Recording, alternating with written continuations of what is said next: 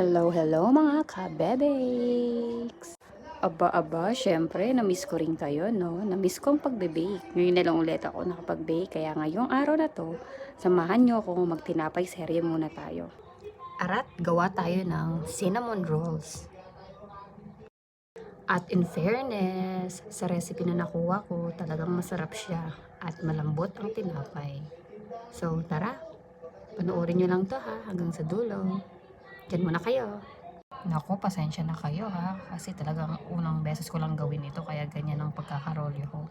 Ayan, lagyan lang natin siya ng cream cheese, frosting, or cream cheese, icing. Ayan, merienda na tayo. Ready na. Ready, set, go. Nagustuhan siya ng aking pamangkin at nila mother at ni father.